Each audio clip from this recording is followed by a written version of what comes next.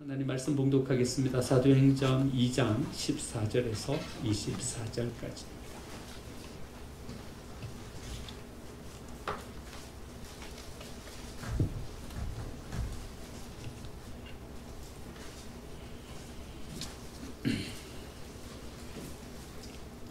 오늘 주신 하나님의 말씀 사도행전 2장 14절에서 24절까지입니다. 하나님의 말씀입니다. 베드로가 11사도와 함께 서서 소리를 높여 이르되 유대인들과 예루살렘에 사는 모든 사람들아, 이 일을 너희로 알게 할 것이니 내 말에 귀를 기울이라. 때가 제3시니 너희 생각과 같이 이 사람들이 취한 것이 아니라 이는 곧 선지자 요엘을 통하여 말씀하신 것이니 일렀으되 하나님이 말씀하시기를 말세에 내가 내 영을 모든 육체에 부어주리니 너희 자녀들은 예언할 것이요 너희 젊은이들은 환상을 보고 너희의 늙은이들은 꿈을 꾸리라. 그때에 내가 내 영을 내 남종과 여종들에게 부어주리니 그들이 예언할 것이요 또 내가 위로 하늘에서는 기사를 아래로 땅에서는 징조를 베풀리니 곧 피와 불과 연기로다. 주의 크고 영화로운 날이 이르기 전에 해가 변하여 어두워지고 달이 변하여 피가 되리라. 누구든지 주의 이름을 부르는 자는 구원을 받으리라 하였느니라. 이스라엘 사람들아, 이 말을 들으라. 너희도 아는 바와 같이 하나님께서 나사렛 예수로 큰 권능과 기사와 표적을 너희 가운데서 베푸사 너희 앞에서 그를 증언하셨느니라. 그가 하나님께서 정하신 뜻과 미리 아신 대로 내준 바 되었거늘 너희가 법 없는 자들의 손을 빌려 못 박아 죽였으나 하나님께서 그를 사망의 고통에서 풀어 살리셨으니 이는 그가 사망에 매여 있을 수 없음이라. 아멘. 옆에 계신 분들과 인사 나누겠습니다. 은혜의 자리에 잘 오셨습니다. 여러분들은 하나님께서 여러분들에게 주신 선물 중에서 어떤 것이 가장 귀한 선물이라고 생각하십니까? 하나님이 내게 주신 선물 가운데 가장 귀한 선물이 뭘까? 하나님 앞에 이렇게 고백해 본 적이 있습니다. 하나님께서 제게 주신 가장 귀한 선물은 하나님 당신이십니다.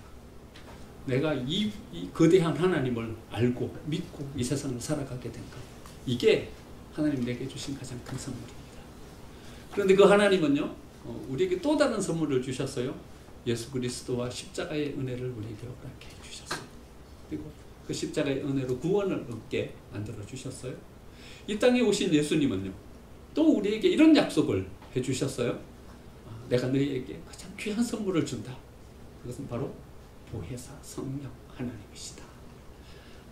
요한복음 14장 16절 보면요, 내가 아버지께 구하겠으니 그가 또 다른 보혜사를 너희에게 주사 영원토록 너희와 함께 있게 하리라. 요한복음 15장 7절에서는요, 내가 떠나가는 것이 너희에게 유익하리니 내가 떠나가지 않으면 보혜사가 너희에게 오시지 아니할 것이다. 성령 하나님을 우리에게 허락해 주시겠다 약속을 해 주셨습니다. 그리고 약속대로 그 성령 하나님께서 우리에게 오셨습니다. 성령 하나님, 그 성령의 충만함을 받고 이 세상을 살아가는 것은요, 어쩌면 우리의 신앙생활이 더 복되고 윤기 나는 삶을 살아가게 되는 거예요. 그런데요, 성령의 충만함 없이 신앙생활을 하는 것은요, 이 신앙생활이 거추장스럽고요, 힘들게 되는 이유예요. 여러분, 성령 충만함 없이 신앙생활을 하는 것은요, 신앙이 우리의 삶에 이렇게 걸림돌이 될 수가 없어요. 여러분, 주일 오전마다 교회를 나와야 돼요. 얼마나 힘들어요. 오전마다 시간 다 비워서 나와서 예배 드려야 돼요. 그뿐 아니라 11조도 해야 돼요. 그러면 시간도 물질도 하나님 앞에 드려야 되는 이런 수고를 감당해야 합니다. 뿐만 아니라요, 여러분, 우리의 삶에는 얼마나 많은 제한이 이루어집니까? 술도 먹지 말아야 하고요, 담배도 피우지 말아야 하고요, 제사도 지내면 안 되고, 이 신앙생활하는 것이요, 우리의 발목 잡는 것처럼 느껴집니다. 그뿐 아니라 봉사도 해야 돼요. 땀 흘려 나와서 교회를 섬겨야 하고요, 또 주머니를 열어서 우리의 물질적으로도 봉사를 해야 합니다. 그러면 신앙생활하는 게 얼마나 거추장스럽고 힘들고 어렵습니까? 성령 충만함 없이 교회에 나와서 신앙생활하면요, 이건 너무나도 거추장스럽고 너무나도 불편한 거예요. 야, 목사님이 널 부르면 조심해라. 조심해라. 하는 목사님이 널 불러서 이런저런 사역을 부탁하면 경계해서 잘 선을 이렇게 해가지고 거절해야 된다. 거기 한번 빠지면 헤어나올 수 없는 늪이 된다. 막 이런 얘기를 해요. 신앙생활을 하는 것이요, 너무나도 어렵고 힘든 일이 돼버리고 마는 거예요. 나에게 너무나도 큰 희생을 감수해야 되는 것이고, 많은 시간을 빼앗겨야 하는 것이고요, 내 삶을 잃어버리는 이런 것이 바로 신앙생활이라는 것이죠. 여러분, 진짜 신앙생활이 우리 발목 잡는 거예요. 우리 생활에 거추장스러운 거예요. 잘못 신앙생활에 빠져들면요, 우리의 삶에 너무나도 많은 것을 잃어버리고 희생해야 되는, 정말 우리의 발목 잡는 것, 이게 신앙생활이에요. 신앙생활이 우리의 삶의 발목을 잡는 것이 아니라요, 우리가 직면하고 있는 또 다른 우리의 내 속에 있는 것이 사실은 우리의 발목을 잡는 거예요. 위스콘신 대학에요, 해리 할로우라는 교수님이요, 절망의 구덩이라는 구조물을 만들었어요.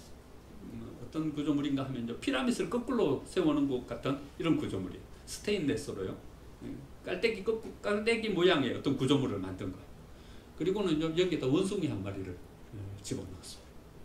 그러니까요, 원숭이가 밖으로 나오려고 위로 올라가면 스테인레스 미끄러우니까 쭉 미끄러지고, 올라가다가 쭉 미끄러지고, 이걸 반복하는 거예요. 일주일 동안 원숭이를 거기 안에다 집어넣어놨다가 밖으로 꺼냈는데요, 일주일 동안 시름시름 말더니 원숭이가 죽어버렸어요. 그리고 해리 할로우라는 교수가 이런 결론을 내렸어요. 우리를 죽음에 이르게 하는 병은 절망이다. 절망이 우리의 발목을 잡는 것이다. 절망이 우리의 삶의 어떤 구렁이 속으로 우리를 빠져들게 만드는 것이다. 키에르케고르라는 철학자도 이렇게 말했죠. 죽음에 이르는 병이 뭐냐? 절망이다. 우리의 마음속에 있는 이 절망, 이것이 우리의 삶을 발목 잡는 것이고, 우리로 하여금 어떤 것을 도전하지 못하게 만드는 것이고, 우리를 늪에 빠져서 아무것도 할 수 없는 이런 존재로 전락시키는 것이다. 여러분, 절망이에요. 예수님이 승천하시고 난 다음 제자들이 직면한 것이 절망이에요. 예수님이 함께 계실 때는요, 기적의 주인공이었어요. 12바구니에 가득 빵과 부스러기를 모은 오병이어의 기적. 여러분, 제자들의 손에서 이루어졌어요. 예수님이 오병이어를 제자들에게 나누어 주셨죠. 그리고 이걸 가지고 모든 사람들에게 나누어 주어라. 아니, 빵 반 조각 이거 가지고 가가지고 도대체 뭘 나누라고 하는 건지. 그런데요, 제자들이 나누어 주니까요, 이것이 기적처럼 부풀어 오르고, 또 사람들에게 나누어 줬는데 또 여기에 빵이 남아있고, 물고기를 분명히 이 사람에게 줬는데 또 자기 바구니에게는 물고기가 가득. 이 기적을 자기 손에서 체험한 거예요. 10명의 남 환자를 고칠 때요, 제자들은 거기에 함께 있었어요. 이 10명의 남 환자들이 흉측한 모습을 가지고 세워져 있었는데요, 예수님이 그들을 다 고쳐주시는 것을 자기의 눈으로 본 거예요. 날 때부터 소경된 자를 고치는 그 기적 한가운데 제자들이 함께 있었어요. 사람들이 예수님을 향하여 박수 보낼 때 그 박수를 자기들도 고스란히 다 받았어요. 주인공으로서 삶을 살았어요. 그런데 예수님이 승천하시고 나니까는요, 자기네들은 저 갈릴리 어부의 무능한 본래의 모습이 고스란히 드러나는 거예요. 유대인들은 혈기왕성해가지고 예수님을 십자가에 못 박고 난 다음에 그를 따르는 제자들을 붙잡아서 이제는 옥에 가두고 곤란한 어려움 속으로 빠져 넣기 위해서 혈안이 되는 거예요. 그 사람들 앞에 선 제자들은요, 절망의 벽에 부딪히고 아무것도 할 수 없었어요. 그래서 그들은 빗장을 걸어 잠그고요, 다락방 속으로 숨어버린 거예요. 여러분, 우리의 삶에 발목 잡는 것은요, 우리가 하나님을 믿고 하나님 안에 서 있는 여러 가지 사역을 이루고 우리의 시간을 들이고 물질을 들이면서 나아가는 것, 이게 우리의 발목을 붙잡는 것이 아니라요, 우리 속에 음습해오는 절망요, 자신감을 잃어버리는 거예요. 실패와 좌절요, 이것이 우리의 삶을 발목 잡는 것입니다. 그런데 다락방에 빗장을 걸어 잠그고 거기에 숨어있는 제자들에게요, 어떤 일이 벌어졌어요? 예수님이 약속하신 성령 하나님께서 그들 가운데 임하신 것입니다. 오늘 우리가 읽은 본문 그 앞쪽에 보면요, 성령이 임하시는 역사가 나옵니다. 소리가 나매 큰 무리가 모여 자기 방언으로 제자들이 말하는 것을 듣고 소동하여 다 놀라 신기하게 여겨 보라, 이 말하는 사람들이 다 갈릴리 사람이 아니냐. 성령 충만함을 받고 사람들이 각 사람이 낳고 방언으로 말하는 것을 듣게 되는 거예요. 여러분, 이런 성령의 충만함을 입고 나니까는요, 다락방 안에 숨어 지내던 제자들이 어떻게 됐냐 하면요, 그 빗장을 풀고요, 그 밖으로 나아가게 되는 것입니다. 성령이 임하니까 어떤 일이 벌어졌어요? 다락방 안에 숨어있던 제자들이요, 광장으로 나아가게 되는 것입니다. 오늘 읽은 본문의 말씀은요, 광장으로 나아가서 모여든 사람들에게 베드로가 설교한 설교의 내용입니다. 여러분, 베드로가 설교하니까 어떻게 됐습니까? 41절 말씀을 보십시오. 그 말을 받은 사람들은 세례를 받음에 이날의 신도의 수가 3,000이나 더하더라.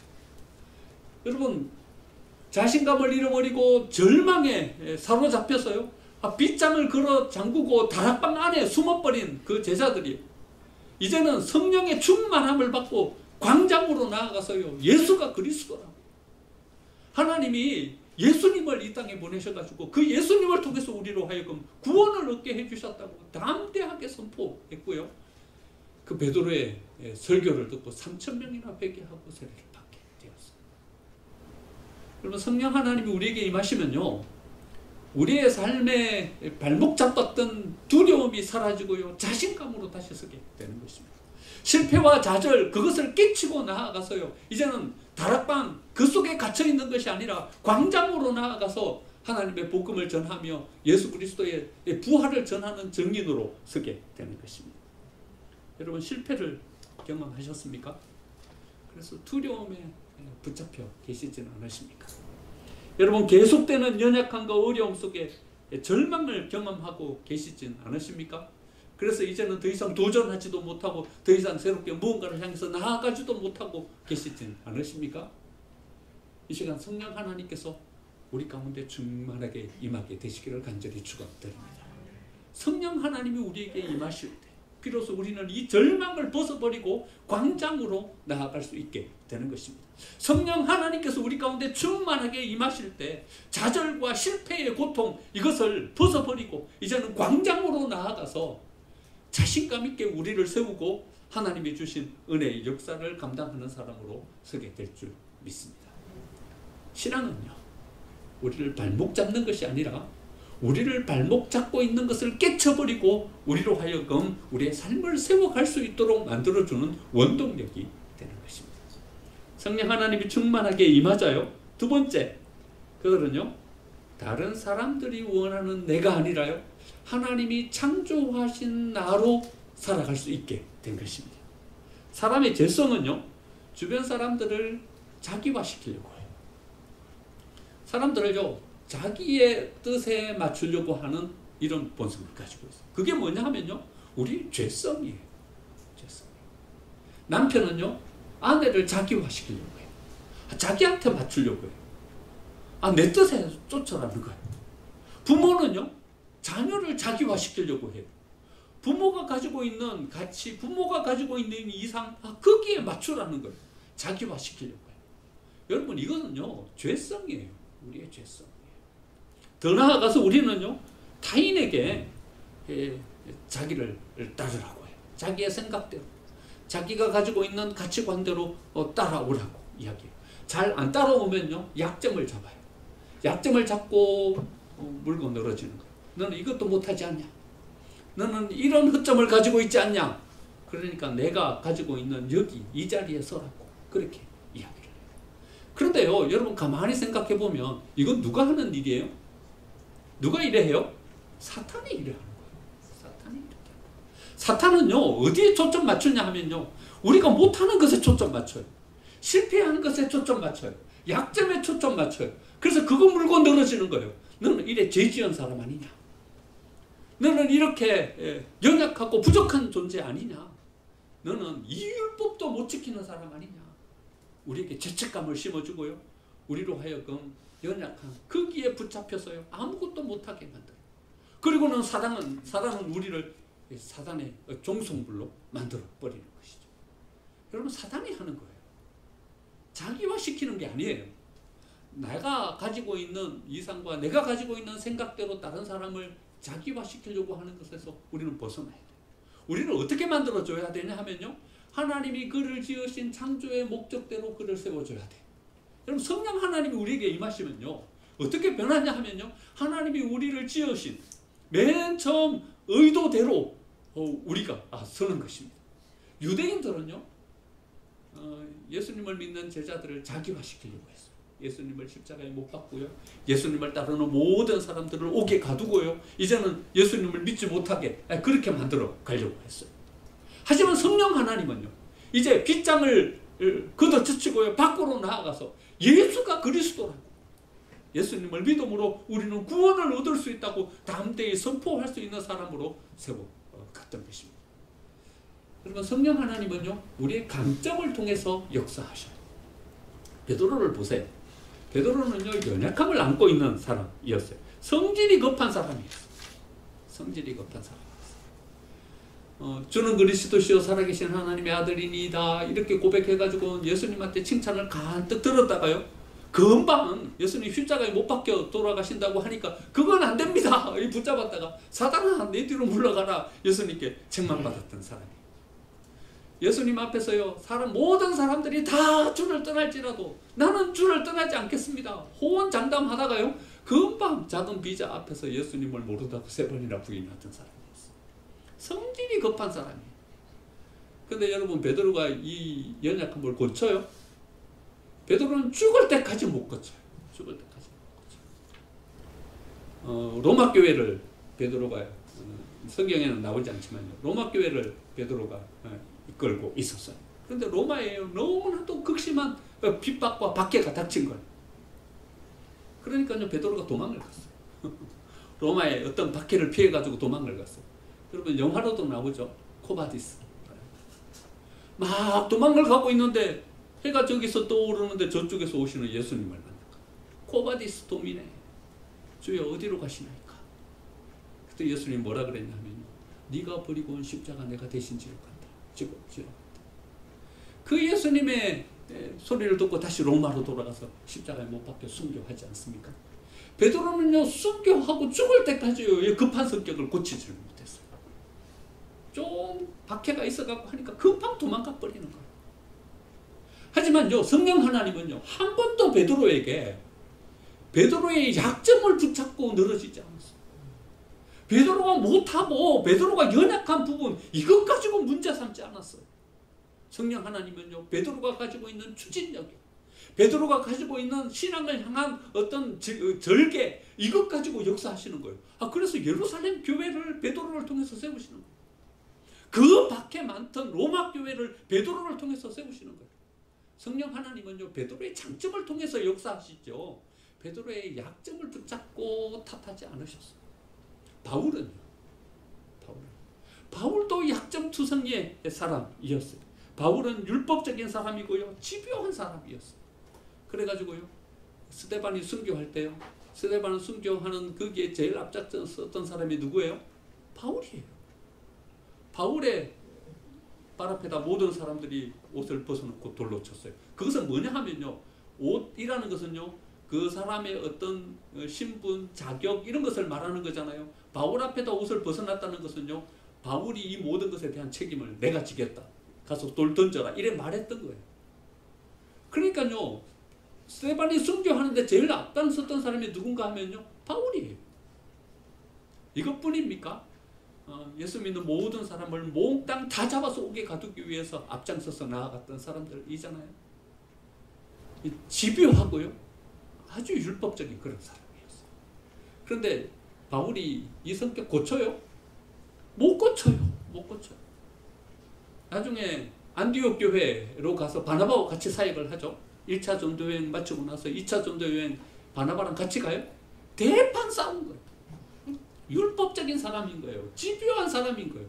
못 고쳐요. 그 성격을요. 대판 싸우는 거예요. 갈라져 버렸어요.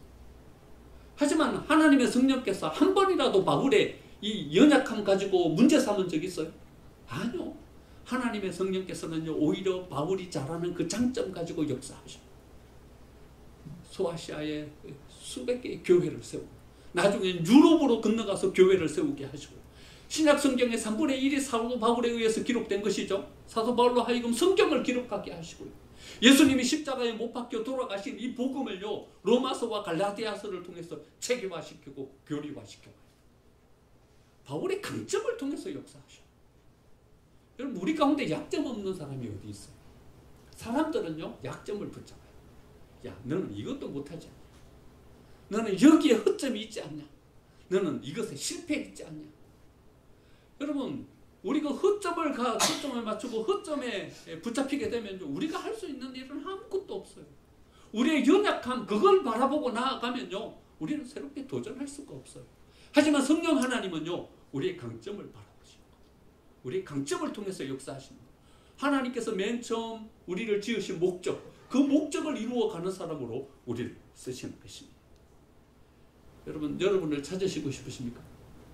성령 충만함을 받으십시오. 성령 하나님은요, 우리로 하여금 우리가 되게 하십니다. 사람들이 원하는 내가 아니라 하나님이 창조해 놓으신 그 나를 찾아갈 수 있게 만들어주시는 분, 그분이 바로 성령 하나님이신 것입니다. 성령 하나님은 세 번째로요, 공동체가 하나 되게 하시고 그 공동체가 성숙해 갈 수 있도록 만들어주시는 분이 성령 하나님이십니다. 성령 하나님이 임하시기 전에 공동체보다는요, 제자들은 내가 더 중요했어요. 마태복음 20장 보면요, 이제 20장이니까 거의 끝부분이죠. 예수님이 마지막 예루살렘을 향하여 나아가시는 여행 중이었어요. 그때 제자들은 뭔 일을 하고 있었냐 하면요, 우리 중에 누가 더 크냐, 이것 가지고 다툼을 하고 있었어요. 누가복음 22장 24절 보면요, 우리 중에 누가 더 크냐 하는 다툼이 일어난지라. 누가복음 24장이 끝이잖아요. 근데 22장이면 마지막 부분이잖아요. 우리 중에 누가 더 크냐 하는 문제로 다툼이 일어난 거예요. 공동체보다는요, 자기가 훨씬 더 중요했어요.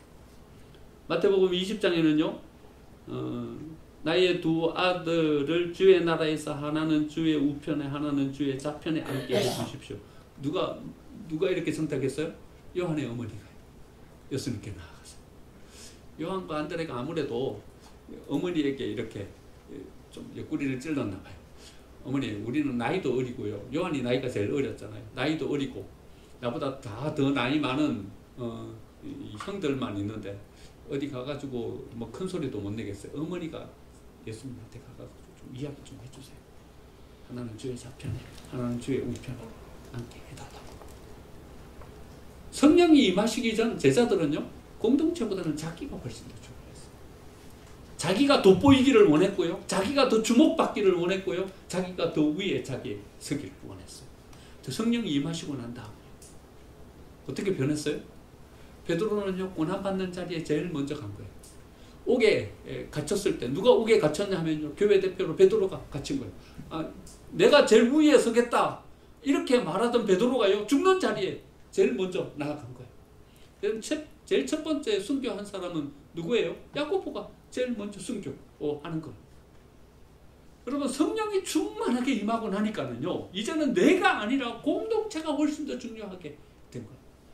오늘 읽은 2장 맨 마지막 부분 보세요. 성령이 임한 마지막 결과에 43절부터 보면요, 사람마다 두려워하는데, 여러분 어떤 일이 벌어진 거예요? 지금 이 어려운 상황이 닥친 거예요. 그러니까요, 이 개인 자기의 안위를 생각할 수밖에 없는 그런 상황이 된 거예요.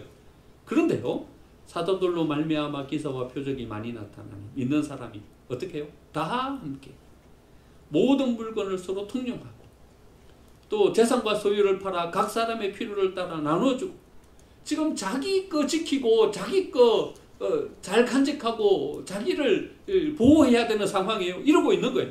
날마다 마음을 같이하여 성전에 모이기를 힘쓰고 집에서 떡을 떼며 기쁨과 순전한 마음으로 음식을 먹고 하나님을 찬미하며 또 온 백성에게 칭송을 받으니 주께서 구원받는 사람을 날마다 더하게 하시니. 성령이 임하니까는요, 개인보다는 공동체가 훨씬 더 중요하게 됩니다. 여러분, 43절에서 47절까지는 유명한 말씀이죠. 이 말씀을 보고서요, 교회 이름을 초대교회라고 짓잖아요.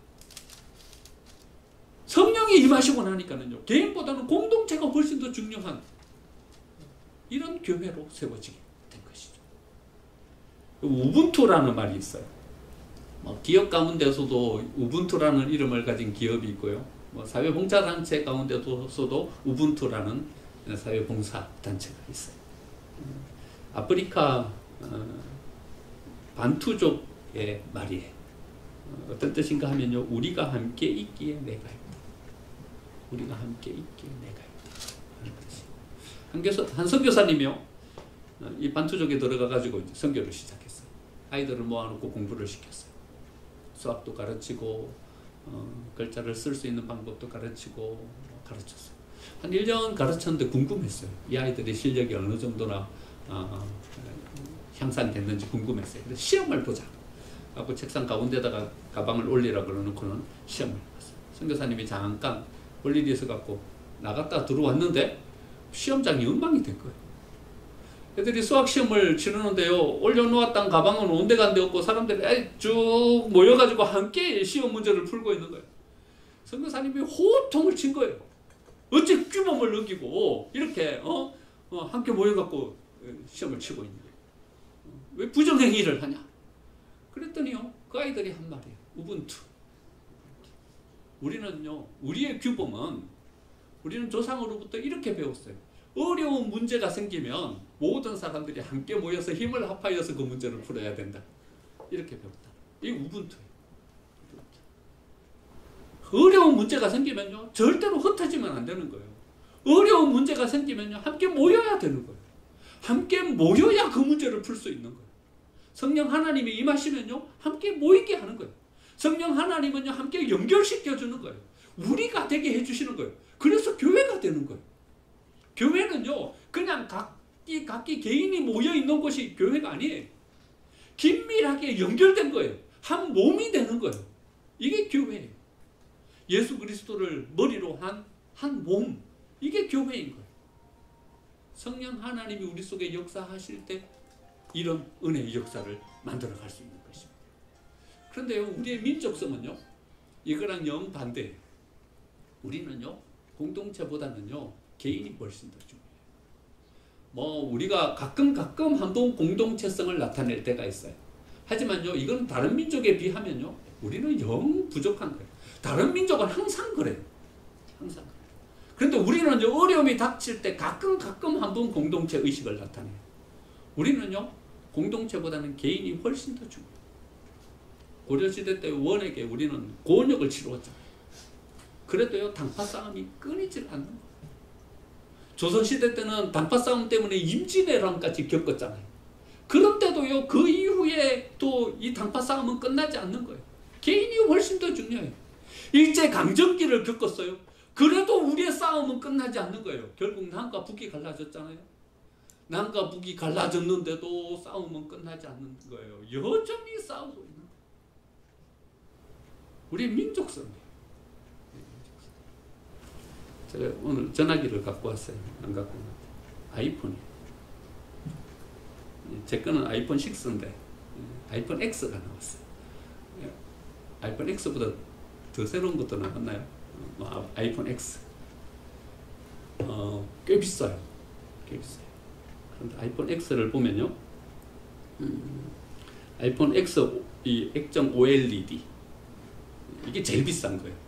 이건 어디서 만든 건가 하면 삼성 디스플레이에서 만든 거예요. 여기에 들어가는 배터리, 아이폰 6는요, 배터리가 추운 데 가면 멈춰서 버려요. 삼성에서 만든 걸, LG 화학에서 만든 걸 쓴 걸 아니고 다른 데서 만든 걸 썼다가 그래 됐어요.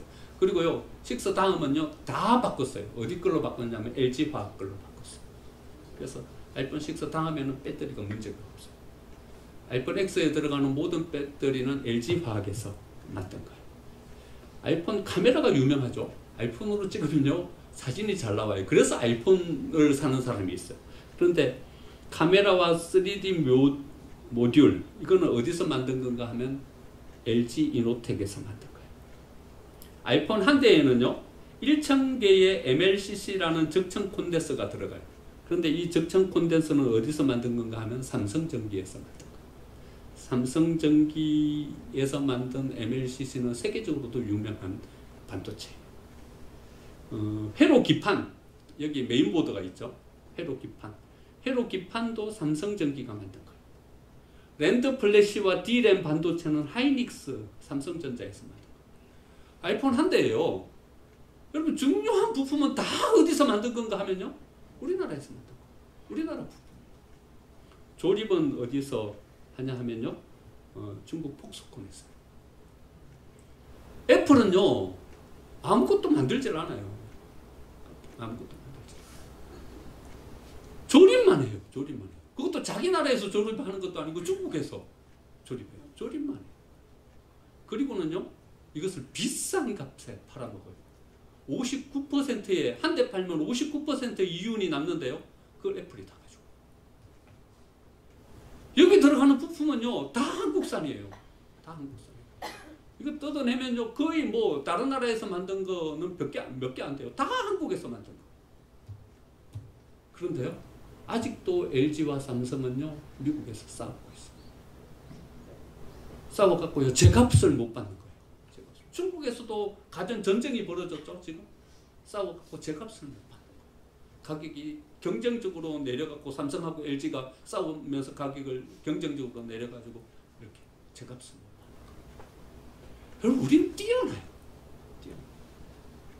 그런데 하나 되는 데는요. 약해요. 내가 중요해요. 내가 중요해요. 내가 인정받아야 되고 내가 명예로워야 되고 내가 중앙에 서지 못하면 견디지 못하는 것이 우리예요. 여러분 우리의 민족성이에요. 고려시대 때부터 지금까지 그 숱한 어려움을 다 겪고 나오면서도요. 이걸 극복하지 못하는 거예요. 그런데 극복할 수 있는 방법이 있어요. 어떻게 하면 극복돼요? 성령 충만함을 받으면 돼요. 제자들도 마찬가지였어요. 누가 크냐 하는 이 다툼을 가지고 예수님 십자가에 못 박히러 올라가시는 그 길목에서조차도 그들은 누가 크냐 하는 문제로 싸움을 하고 있었어요. 하지만 성령이 임하니까는요. 그들은 이제는 한 공동체를 만들고 모든 사람들이 꿈꾸는 초대 교회와 같은 이 아름다운 공동체를 만들어 냈던 것입니다. 성령 하나님은요. 실패와 좌절, 그 두려움 가운데 다락으로 들어갔던 우리들을요. 빗장을 풀어 헤치고 우리를 광장으로 나오게 하십니다. 성령 하나님은요. 사람들이 원하는 나가 아니라 하나님께서 창조해 놓으신 나로 이 세상을 살아갈 수 있도록 만들어 주십니다. 성령 하나님은요. 우리 개인들이 할 수 없었던 일들을 공동체를 통해서 하게 만드십니다. 더 큰 일들을 이루게 하시는 분이 바로 성령 하나님이십니다. 우리 생명샘교회는 성령 충만한 교회인 줄 믿습니다. 그냥 하는 말이 아니라요. 우리 교회의 이름이 성령 충만한 교회인 거예요. 오늘 강 집사님이 기도하시면서도 성경 구절을 인용하셨지만요. 요한복음 7장에 초막절 실로암에서 물 떠오는 사람들을 보고서 예수님 외치신 거. 누구든지 목마르거든 내게로 와서 마시라. 나를 믿는 자는 성경의 이름과 같이 그 배에서 생수의 강이 흘러나리라. 그런데 이 생명의 강, 생수가 뭔가 하면요. 요한복음 7장 39절에서 곧 바로 말해요. 이는 그를 믿는 자들이 받을 성령을 가리켜 하신 말씀입니다. 생수의 강. 뭐냐 하면요. 그냥 물이 아니라 성령 하나님의 역사인 거예요. 여러분 우리 교회가 진짜 생명샘 교회가 되기 위해서는요. 성령 하나님이 충만하게 우리 가운데 임할 때 비로소 우리 교회는 생명샘 교회로서 온전히 설 수 있게 되는 줄 믿습니다. 성령 충만함으로 다락방에 나와서 광장으로 나아갔던 제자들처럼 성령 하나님으로 유대인들이 원하는 그런 나로 살아가는 것이 아니라 하나님이 지어놓으신 창조의 목적대로 나를 세워갔던 제자들처럼 말입니다. 이제는 내가 중요한 것이 아니라 공동체를 통해서 하나님의 위대한 역사를 만들었던 초대교회의 제자들처럼 우리도 성령 충만함을 하나님께서 우리 교회를 통해서 이루고자 하시는 역사를 이루고 우리 한 사람 한 사람이 하나님의 위대한 역사를 이루어낼 수 있는 하나님의 사람으로 세워지는 저와 여러분이 되시기를 간절히 축원드립니다. 우리 함께 자리에서